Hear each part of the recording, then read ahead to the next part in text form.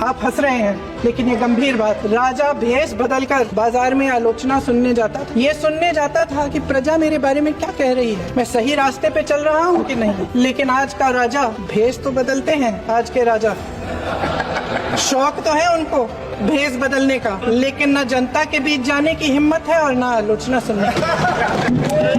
इस चुनाव में हारते हारते जीतने से इन्हें एहसास हुआ ये संविधान बदलने की बात इस देश में नहीं चलेगी। इस चुनाव में इनको पता चल गया कि इस देश की जनता ही इस संविधान को सुरक्षित रखेगी। देश देख रहा है कि एक व्यक्ति को बचाने के लिए 142 करोड़ देश की जनता को नकारा जा रहा है, जिसका नाम लेने से कभी कभी आप झिझकते हैं और कभी कभी उनका नाम धड़ाधड़ इस्तेमाल किया जाता है अपने आप को बचाने के लिए। उन्होंने HAL, BHEL, SAIL, GAIL, ONGC, NTPC, railways, IIT, IIM, oil refineries, तमाम PSU बनाए।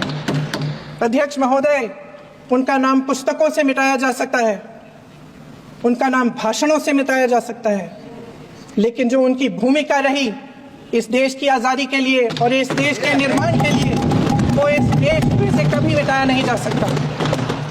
75 सालों में जनता का भरोसा रहा कि नीतियां बनेंगी तो जनता की भलाई के लिए बनेंगी। जल जंगल जमीन का अधिकार मिला आदिवासी भाई बहनों को। इंदिरा जी ने बैंकों का राष्ट्रीयकरण करवाया, खदानों का राष्ट्रीयकरण कराया। कांग्रेस और यूपीए की सरकारों में शिक्षा का, भोजन का अधिकार मिला। 75 सालों में जनता का भरोसा मिला। पहले संसद चलती थी तो जनता की उम्मीद होती थी कि सरकार महंगाई और बेरोजगारी पर चर्चा करेगी, कोई उपाय निकालेगी, कोई रास्ता निकालेगी। लोग मानते थे कि अगर कोई नई आर्थिक नीति बनेगी तो देश की अर्थव्यवस्था को मजबूत बनाने के लिए बनेगी, तो भारतीय बाजार को मजबूत बनाने के लिए बनेगी, उनके भविष्य को मजबूत बनाने के लिए बनेगी। किसान और आदिवासी भाई बहन भरोसा करते थे कि यदि जमीन के कानून में संशोधन होगा तो उन्हीं की भलाई के लिए होगा। आप नारी शक्ति की बात करते हैं।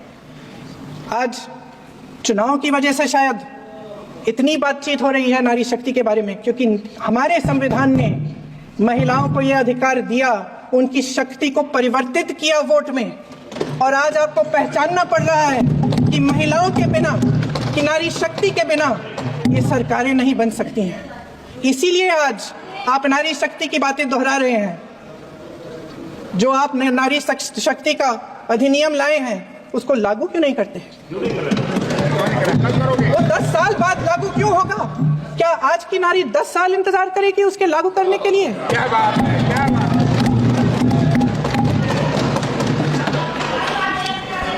आज संसद में बैठे हुए सत्ता पक्ष के मेरे साथी ज्यादा से ज्यादा अतीत की बातें करते हैं। 1900 किस में क्या हुआ, कब हुआ, नेहरू जी ने क्या किया। अरे वर्तमान की बात करिए, देश को बताइए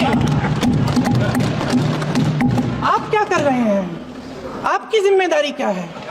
कि सारी जिम्मेदारी जवाहरलाल नेहरू की है। अध्यक्ष महोदय जी, ये सरकार आर्थिक न्याय का सुरक्षा कवच तोड़ रही है। आज संसद में बैठी ये सरकार बेरोजगारी और महंगाई से जूझ रही हमारी जनता को क्या राहत दे रही है? कृषि के कानून भी बड़े बड़े उद्योगपतियों के लिए बन रहे हैं। सही MSP को छोड़िए, DAP तक नहीं मिल रहा है।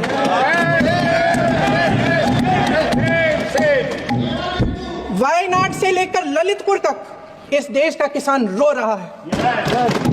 आपदा आती है तो उसको कोई राहत नहीं मिलती। भगवान भरोसे है आज इस देश का किसान, उसको छोड़ दिया गया। आज हिमाचल में देखिए, जितने भी कानून बने हैं वो सब बड़े बड़े उद्योगपतियों के लिए बन रहे हैं। हिमाचल में जो सेब उगता था, उसके जो छोटे छोटे किसान हैं वह रो रहे हैं, क्योंकि एक व्यक्ति के लिए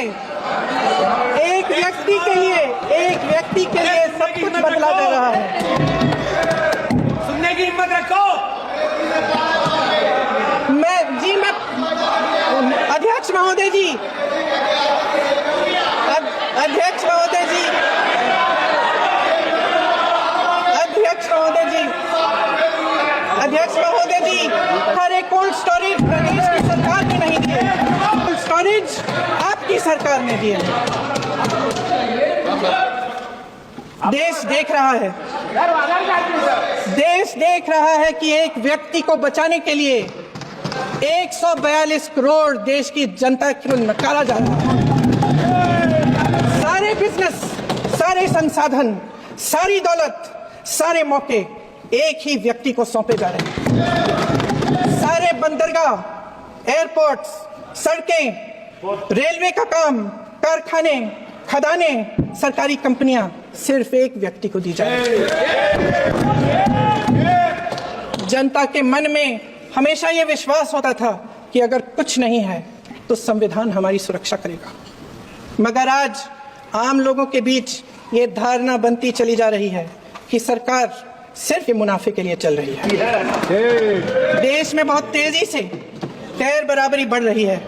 जो गरीब है वो और गरीब हो रहा है, जो अमीर है वो और अमीर हो रहा है। इस सरकार ने आर्थिक न्याय की भी सुरक्षा कवच तोड़ दिया है। राजनीतिक न्याय की जब बात होती है, मेरे सत्ता पक्ष के साथी आज खड़े हुए और तमाम गिनती करने लग गए कि ऐसा हुआ वैसा हुआ 1975 में जो हुआ, तो सीख लीजिए ना, आप भी सीख लीजिए, आप भी अपनी गलतियों के लिए माफी मांग लीजिए, आप भी बैलेट पे चुनाव कर लीजिए, आप भी बैलेट पे चुनाव कर लीजिए, दूध का दूध पानी का पानी हो जाएगा।